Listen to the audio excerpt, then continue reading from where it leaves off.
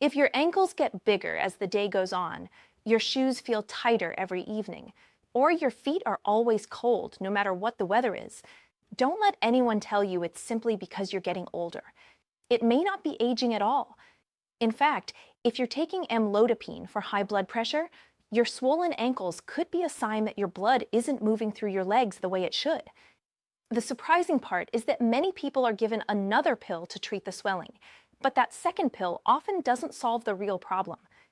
Today, I'm going to explain what's really happening inside your legs in plain, simple language. I'll also share why one form of magnesium has caught the attention of researchers, how it may support healthy circulation, and what you can safely discuss with your doctor before making any changes. But stay with me until the end, because there's one connection between swollen ankles and your sleep that most people have never heard about, and it could completely change the way you look at this problem. If you've been dealing with swollen ankles, I want you to know something.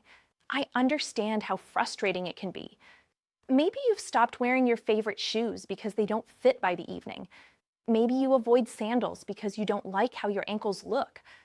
Perhaps you've mentioned it to your doctor more than once, only to hear, it's just part of getting older. That can feel discouraging. The truth is, while aging does bring changes to the body, persistent swelling isn't something you should simply ignore. Sometimes your body is trying to tell you that something needs attention. And if you're taking amlodipine, there's an important reason this may be happening. Let me tell you about someone I'll call Margaret. Margaret is 73 years old. She had been taking amlodipine for several years to control her blood pressure. At first, everything seemed fine. Then, little by little, she noticed her ankles getting puffier. By evening, her socks left deep marks on her skin. Her feet felt cold, even during the summer. Walking around the grocery store became harder because her calves started cramping after only a short distance. She thought she was simply slowing down with age. Her doctor checked her heart. Everything looked normal. Her circulation test didn't show anything alarming, so she was told she was doing fine. But Margaret didn't feel fine. She knew something had changed. And that's when she started asking better questions. Here's what many people don't realize. Amlodipine is an excellent medication for lowering blood pressure. It has helped millions of people reduce their risk of heart attack and stroke. So this video is not about telling anyone to stop taking it. Please don't stop or change any prescription medication without speaking with your healthcare provider first.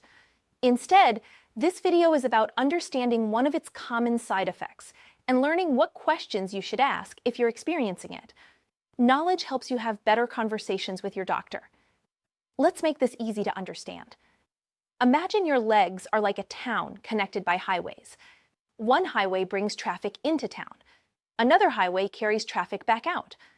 When traffic moves smoothly in both directions, everything works well. Cars come in, cars leave, nothing backs up. Now, imagine someone suddenly makes every road leading into town much wider.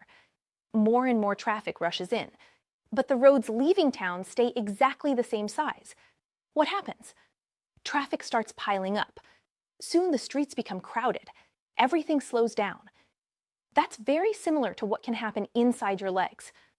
Amlodipine works by relaxing your arteries. Think of arteries as the roads that carry blood away from your heart. When those blood vessels relax, blood pressure goes down. That's exactly what the medication is designed to do. But here's the important part many people are never told. The veins, the blood vessels that carry blood back toward your heart, don't always relax to the same degree. So now you have more blood flowing into the tiny blood vessels in your legs than can easily flow back out. Over time, pressure begins building inside the smallest blood vessels, called capillaries. You don't have to remember that medical word. Just think of them as tiny garden hoses, delivering oxygen and nutrients to every part of your legs. Normally, these tiny vessels carefully control what leaves the bloodstream. They send oxygen and nutrients into nearby tissues, while keeping most of the fluids safely inside. But when pressure becomes too high, those delicate vessel walls begin allowing extra fluid to escape. Not blood, just the watery part of your blood. That extra fluid settles into the tissues around your ankles and feet, and that's when swelling begins. Here's something that surprises many people. The swelling usually isn't happening because your body contains too much water. It's happening because too much fluid is leaking into the tissues due to increased pressure inside those tiny vessels. That's why simply removing water from the body doesn't always solve the problem. It's a little like trying to mop up water from a leaking pipe without fixing the leak itself. You can keep mopping all day, but until the pressure problem is addressed, the floor keeps getting wet. Now, this doesn't mean water pills are always wrong. For some people, they are absolutely necessary. They can be life-saving for conditions like heart failure or certain kidney problems. But if ankle swelling is mainly being caused by pressure changes from amlodipine, it's important to understand that the underlying reason may be different. That's why it's essential to work closely with your doctor instead of trying to solve the problem on your own. Another thing many people notice, but rarely connect to their medication, is cold feet. Have you ever climbed into bed wearing socks because your feet felt like ice? Or noticed your toes tingling late at night? Maybe you've blamed poor circulation or simply getting older. Sometimes those symptoms deserve a closer look. When blood begins pooling in the lower legs instead of circulating efficiently, muscles and nerves may not receive everything they need. Over time, that can leave your legs feeling tired, heavy, or unusually cold. Again, many different medical conditions can cause these symptoms: diabetes, peripheral artery disease, nerve problems, vitamin deficiencies. That's why proper evaluation matters. But medication side effects should always be part of the conversation. Here's another question. Have you ever stood up quickly from your chair and felt slightly dizzy? Maybe you grabbed the kitchen counter for balance. Maybe it only lasted a few seconds. Most people don't think much about it. But your body normally has a built-in safety system. The moment you stand, your blood vessels tighten just enough to keep blood moving toward your brain. It's an amazing automatic process. Sometimes certain medications can make that response less effective. When that happens, blood may temporarily pool in your legs. That's one reason some people feel lightheaded when they first stand up.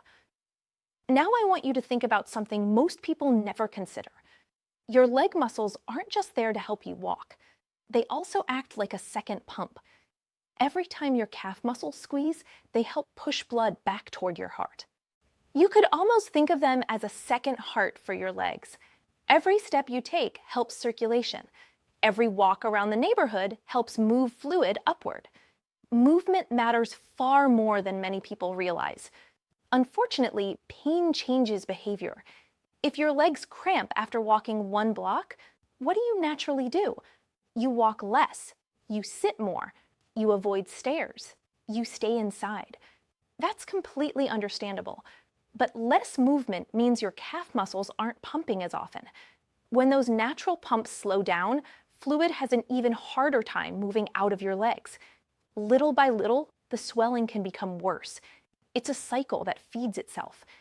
And here's where things become even more important. Long-term swelling isn't only about appearance. It's not simply about whether your shoes fit.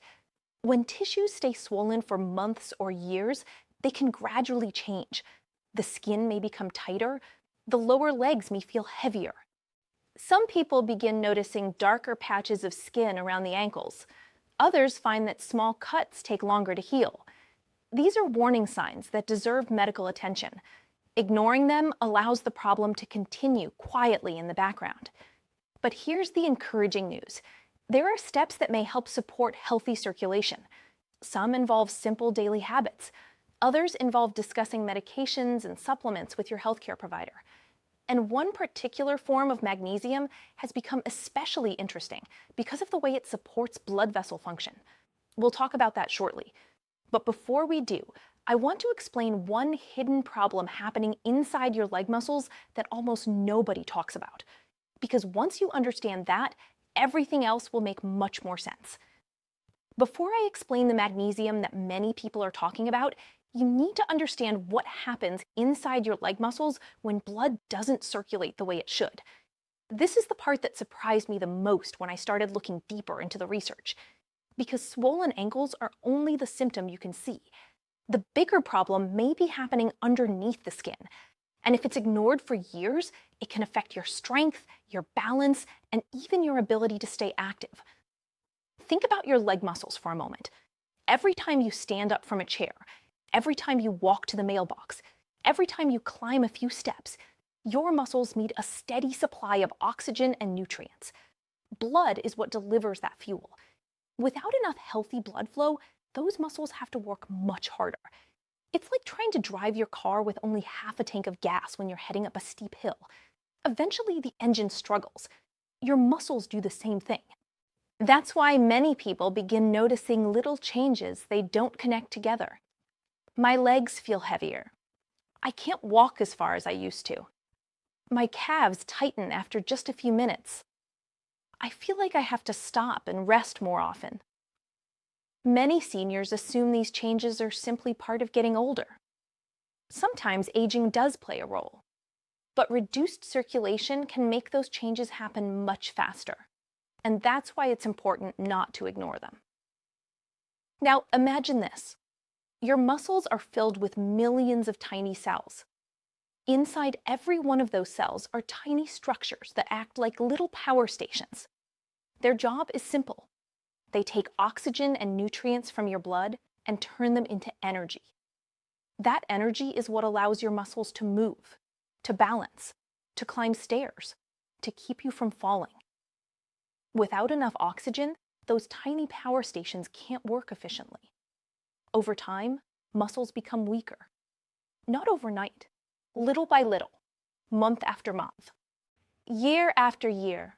This is one reason staying active becomes harder. You may think, I'm just out of shape. But sometimes your muscles simply aren't receiving everything they need. That's why maintaining healthy circulation becomes so important as we grow older. Healthy blood flow supports healthy muscles. Healthy muscles support balance. And balance helps reduce the risk of falls. Now let's talk about something else many people notice. Have you ever looked down at your ankles and seen brown or reddish patches that weren't there years ago? Maybe you assumed it was bruising, or dry skin, or just another part of aging. But persistent discoloration around the lower legs should always be discussed with your healthcare provider. In some cases, it may be a sign that blood has been sitting under higher pressure for a long time. When tiny blood vessels remain under stress, they can become more fragile. Small amounts of blood cells may leak into nearby tissue. As those cells break down, they leave behind iron. Over time, that iron can stain the skin. These marks often don't disappear on their own. They're your body's way of saying, this area has been under pressure for a long time. Now, here's something even more important. Swelling doesn't only affect how your legs look, it can change how your skin behaves.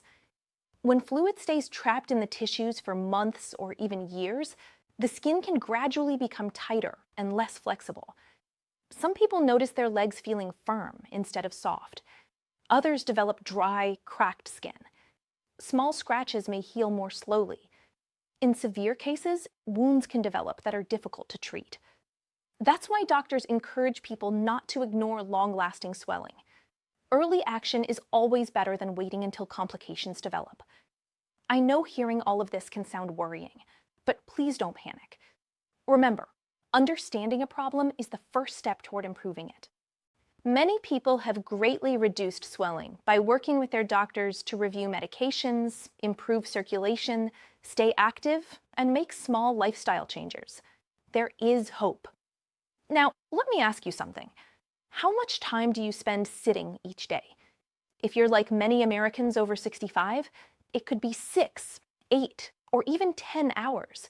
And that's understandable. Maybe your knees hurt, maybe your back hurts, maybe walking simply feels tiring. But your circulation depends on movement. Your calf muscles act like natural pumps. Every step helps push blood and fluid back toward your heart. When those muscles stop moving, that pump slows down. Imagine turning off the pump in a fountain. The water begins to collect. It becomes still. That's very similar to what can happen in your lower legs. The good news? You don't have to run marathons. You don't need an expensive gym membership. Even gentle movement throughout the day can make a meaningful difference. Simple ankle movements, standing up every hour, short walks around the house, light calf exercises while watching television.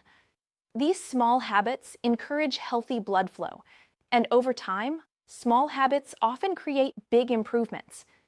But there's another piece of the puzzle: nutrition. Your blood vessels need certain nutrients to function normally. One mineral stands out because it's involved in hundreds of different processes inside your body. That mineral is magnesium. Unfortunately, many older adults don't get enough of it.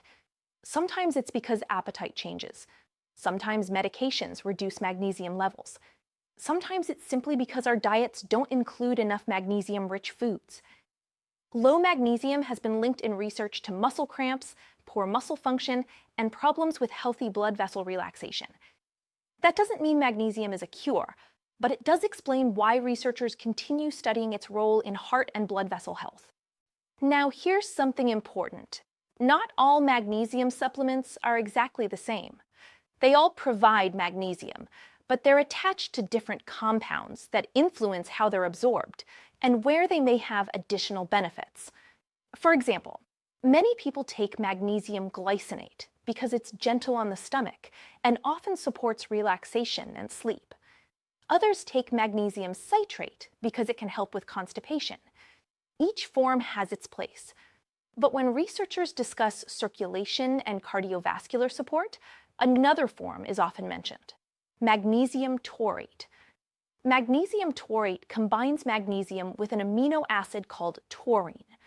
Taurine is naturally found in many parts of the body, especially the heart and blood vessels. Researchers have been interested in taurine because it appears to support healthy blood vessel function, healthy nerve signaling, and normal heart activity.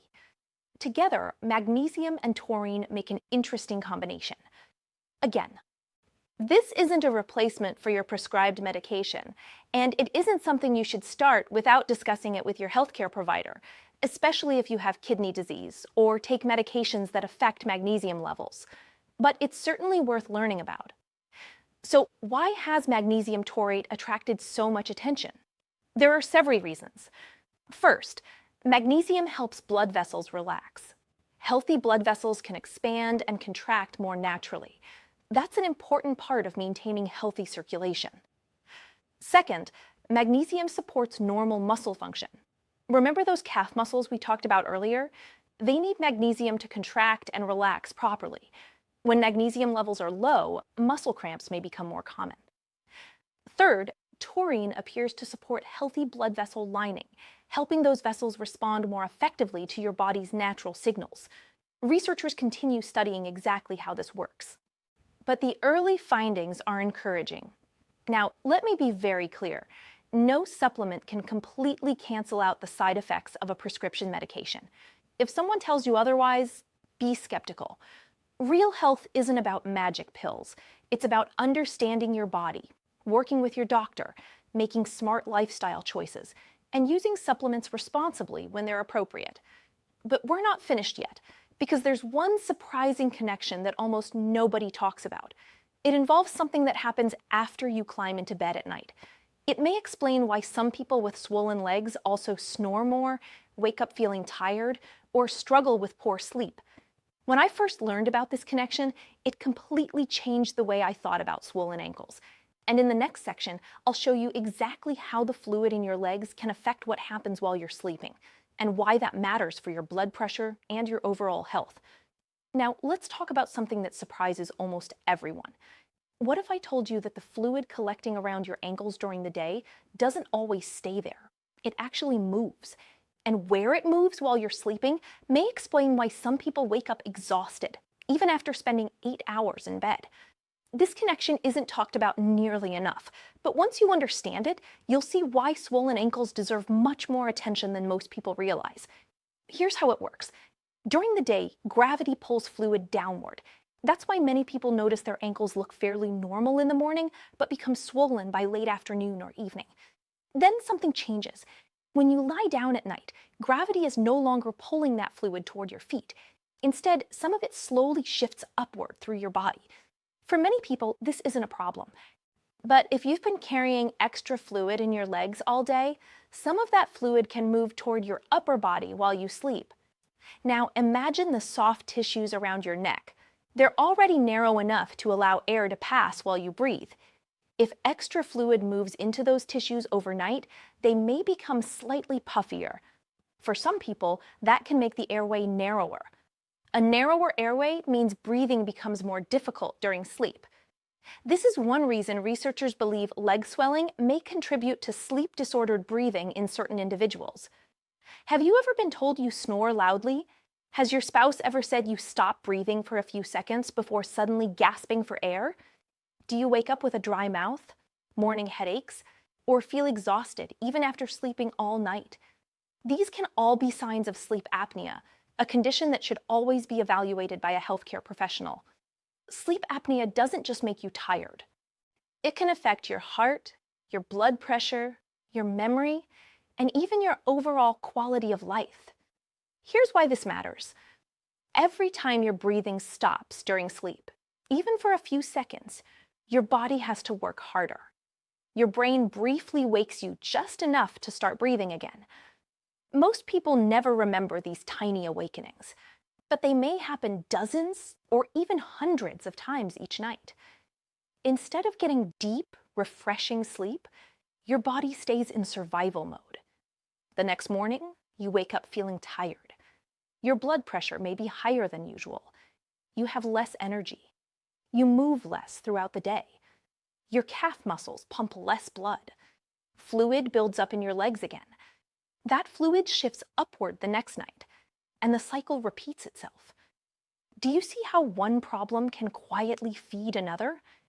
This is exactly why swollen ankles should never be dismissed as just cosmetic. They're not only about appearance.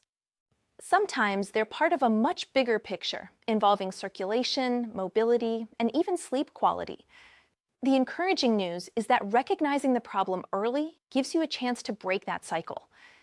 Now, before we talk about supplements, I want to mention something that costs absolutely nothing: walking. I know, if your legs hurt, walking may be the last thing you feel like doing. But research consistently shows that regular walking is one of the best ways to support healthy circulation. Not because walking magically fixes blood vessels, but because movement encourages your body to use the natural pumps already built into your legs. Think about your calf muscles again. Every single step gently squeezes the veins. That squeeze helps move blood back toward your heart. The more regularly you walk, the more often that pump turns on. Even short walks matter. You don't have to walk for an hour. If 10 minutes is all you can manage today, that's a great place to begin. Tomorrow, maybe it's 12 minutes. Next week, 15. Progress is more important than perfection. If walking causes discomfort, don't assume you have to give up. Talk with your healthcare provider first. Sometimes a supervised walking program is exactly what's recommended. Many people find they can gradually increase their walking distance over time. Your body has an amazing ability to adapt when given the right support. Another simple tool is gentle leg exercises. You don't need fancy equipment. You don't even need to leave your chair.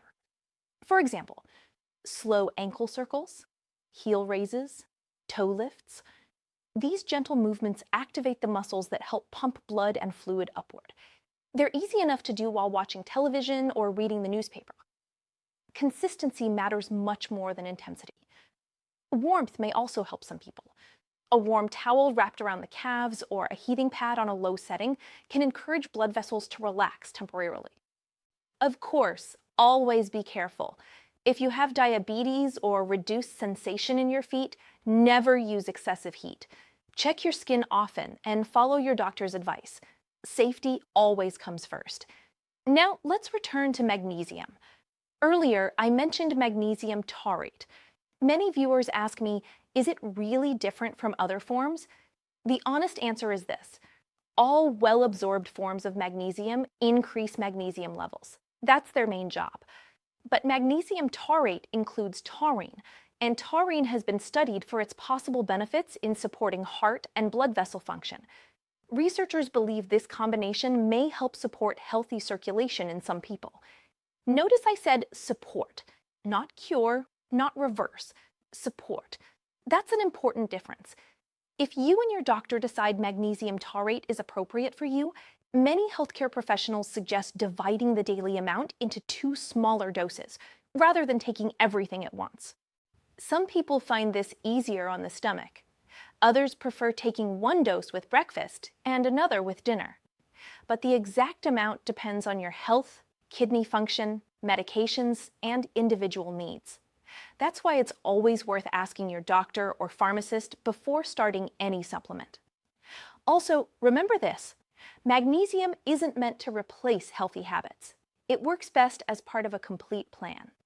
That means staying active, drinking enough water, eating foods rich in vegetables, beans, nuts, and whole grains, managing blood pressure, sleeping well, and keeping regular appointments with your healthcare provider.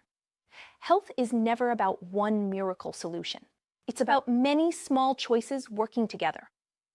Now, here's something I'd like you to do tonight. Before you go to bed, take a soft measuring tape. Measure the circumference of one ankle at exactly the same spot each evening. Write the number down. Do this every night for the next 3 weeks. Don't guess, measure. If you notice swelling increasing, improving, or staying the same, you'll have real information to share with your doctor. Those numbers tell a much clearer story than simply saying, "My ankles seem swollen." Sometimes the smallest habits lead to the biggest discoveries. And if you're watching this video because you're taking amlodipine, I want you to remember one very important message. This medication has helped countless people control high blood pressure and reduce the risk of serious cardiovascular problems. The goal is not to stop taking it on your own. The goal is to understand your body, recognize possible side effects early, and have informed conversations with your healthcare provider about the safest options for you. Knowledge doesn't replace medical care. It improves it. But we're not finished yet. In the next part, I'll show you a simple daily routine that may help support healthy circulation from morning until bedtime. We'll also discuss common mistakes people make when trying to reduce swelling, one important test many seniors have never heard of, and the questions you should bring to your next doctor's appointment. Don't miss it, because these practical steps may be the easiest changes you make all year.